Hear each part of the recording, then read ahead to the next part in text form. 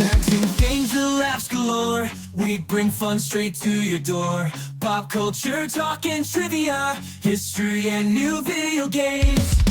Movies, music, wrestling too. Sports and stories just for you. Every week a brand new show. Come along, it's time to go. Soapbox or dashboard, oh hey. We're here to brighten up your day. Grab a snack and take a seat. Let's dive in, the fun's complete. Hey everyone, and welcome in for the second edition of Soapbox in the Kitchen. Today we will be making cannoli dip, which is one of my favorite desserts. For this recipe, you will need ricotta cheese, whole milk, and it's supposed to be 16 ounces. This is a 15-ounce container, which is close enough. And if it's a really runny ricotta, you need to strain it through a cheesecloth. If you do not have a cheesecloth, you can also line the bottom of a bowl with paper towels and let it soak for a little while. A softened brick of cream cheese. You will also need powdered sugar and vanilla. Optional is chocolate chips. Usually the mini chocolate chips work best, but yeah, I'm gonna show you how to do this. So you want to start out with your ricotta cheese, which, like I mentioned, mine is already pre-drained. I gave it some time to soften or to drain. And what you want to do is take your whisk and just kind of start breaking that up a little bit. And it kind of doesn't matter what order you put your ingredients in. Next, I like to do the ricotta and then the cream cheese. Hopefully this is softened enough.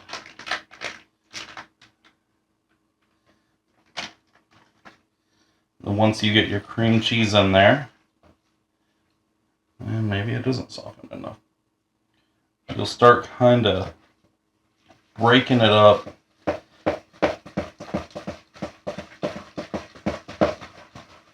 And getting it mixed in.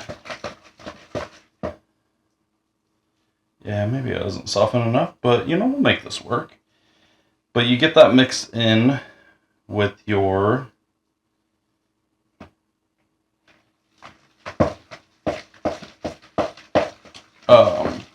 ricotta cheese until it starts getting thick like this. And just kind of keep working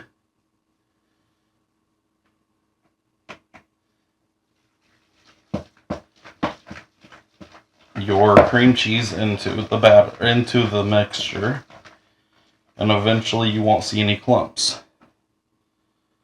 So I've got this nice mixture going on here. So next, you will get your powdered sugar, and you will need, I'm just going to use a 1/2 cup measuring cup, but you will do 1.5 cups. So there's 1/2 cup, a little bit over going in. There is 1 cup. And then there's 1.5 cups. Set this aside. And then the final thing that you will need to stir in for your basic recipe is vanilla. I use Goodman's Double Strength. It's not bad. And you just kind of do it to taste. I like a lot of vanilla in mine, so that is what I just added.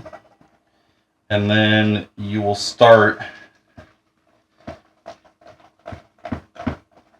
stirring it, and you'll notice it's kind of lumpy to start off.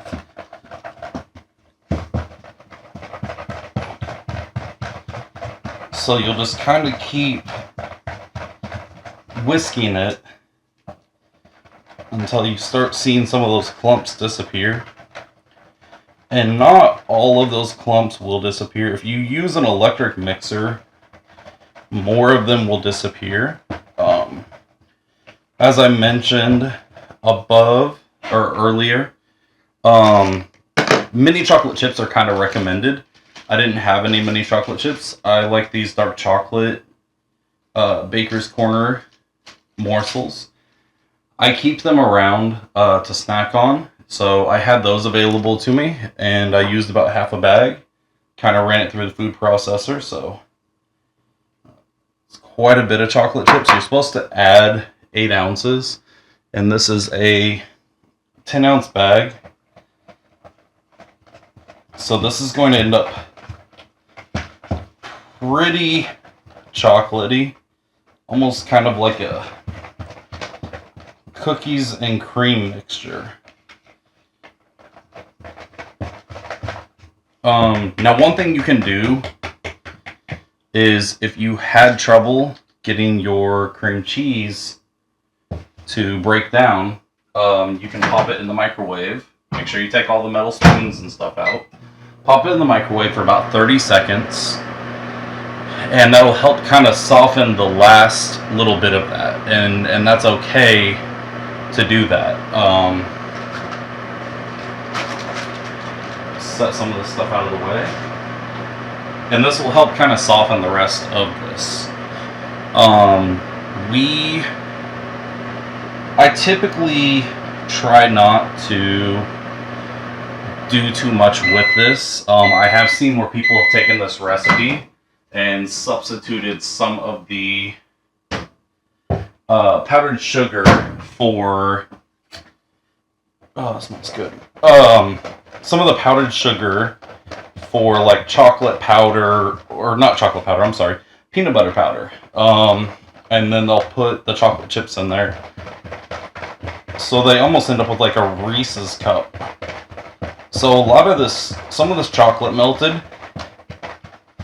And so this is going to end up a very chocolatey. I'm going to give this a try. I'm just using graham crackers. You can use cookies. You can use, there's a lot of people that use the Stacy's cinnamon sugar chips.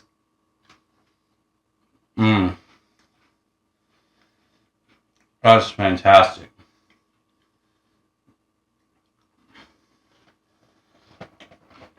I'm gonna keep giving it a stir, and I might give it another kind of 30 seconds in, just to kind of get that chocolate to melt a little bit more.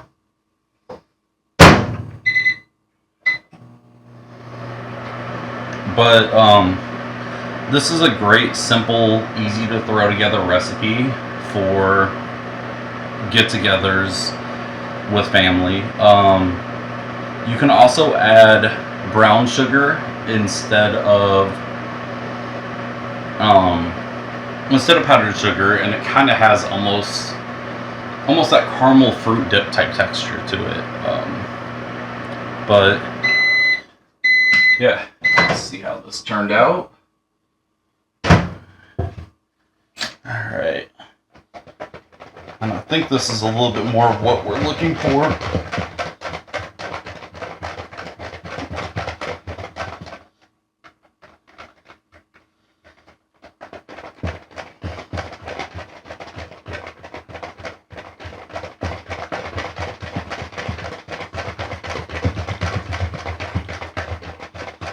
Yeah, there we go. So that is pretty mixed, and pretty chocolatey. I think I'm going to go ahead, just get the rest of that chocolate in there.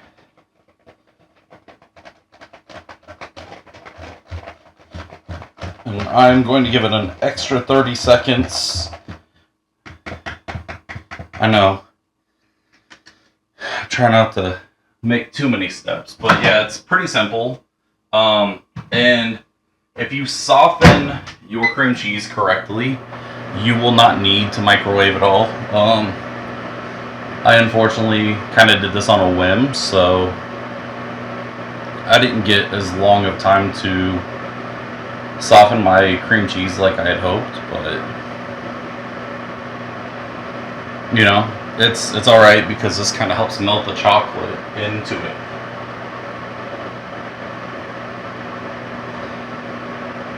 So once this comes out, there we go. I think this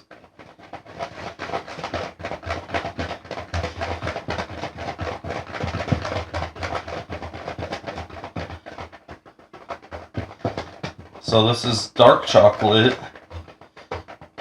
About half a bag of dark chocolate chips that were kind of blended down. This is a container, 15 ounce, supposed to be about 16 ounces, but I couldn't find a 16-ounce container of ricotta cheese, and then an 8-ounce block of cream cheese softened, as well as vanilla to taste, kind of depending on how much you like vanilla, and a cup and a half of powdered sugar. And like you just saw, you just basically dump everything in, you mix it, and yeah, then you have this nice cannoli dip. And yeah, basically, after you're done with it, you put it in the fridge to give it a chance to set up and enjoy. Thanks for checking in.